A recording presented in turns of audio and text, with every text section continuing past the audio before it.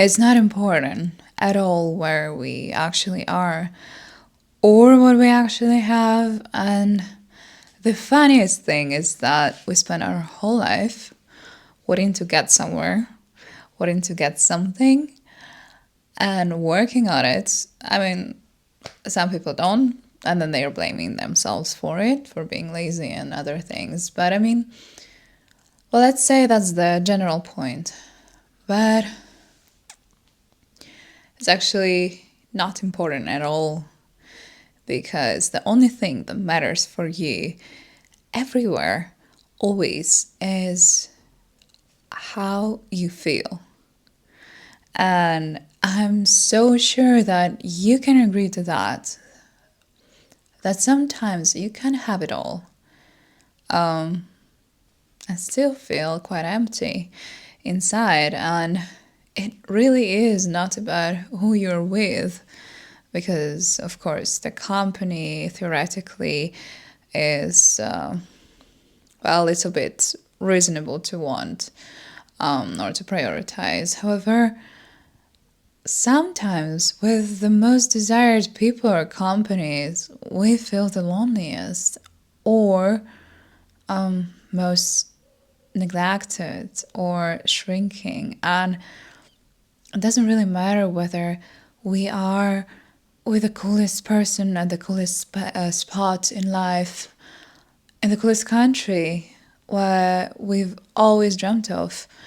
If we don't take care and prioritize enough the way we feel there, of our inner world, we might end up being, well, feeling the same way we did before when we were just wanting it, longing for it. But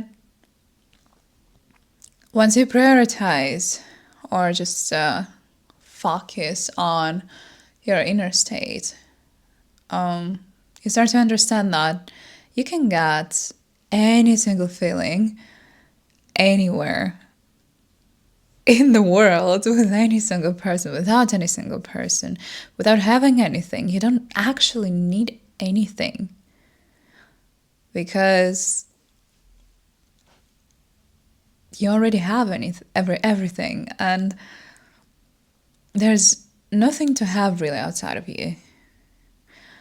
Everything that comes, everything we put for ourselves as a goal, those are additional things to make our life better, but they're not there to make our lives good. And I see so many people, no, totally, if it works, constantly doing something that excites you, the hobbies, the I don't know, celebrating life in coolest spots and everything else. Well, yeah, that's great. That's definitely great. It can bring a lot of new colors to your life, but it's not the whole point of life. Because if you put it on the pedestal and see the whole point of life in it, which actually happens quite often, even unconsciously. Of course, everyone consciously understands that it kind of sounds weird, but that's when we start losing ourselves, and that's when we start to feel shitty, and then we start to feel guilty for feeling shitty for while having something we've always wanted. And then there's an inner conflict, and then there is a lot of other things, and it's constantly, it's totally understandable, totally. It's just that so many times we've probably been getting what we always wanted, and somehow over time maybe it stops fulfilling us the way we thought it will. And that's good, because it gives us the opportunity to pay attention to something that really matters, which is us, which is this feeling in the air, which is just there if you pay attention to it, and becoming one with it, becoming one with the source, with the existence itself. Well, that's the point. you're feeling good when you're feeling it. And there are always things to improve, and that's beautiful. There are always things, people, places to want, to get, to look for, to fight for. It's really wonderful, but it can never be put in the center. Because if you have in the center of your priorities emptiness, because you understand you already have everything, and everything that comes from outside is just the nicest addition. That's when, first of all, of course, from the point of view of manifestation, it will come because you already kind of have the feeling of having it, and so you will vibrationally attract the reality where it already exists in your reality. But yeah, speaking simply here, you just are complete, and feeling complete is really nice. It feels really nice, and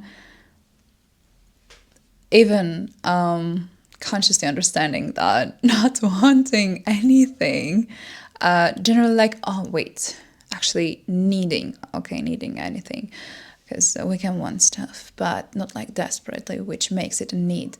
So not needing anything, that's what creates this inner peace.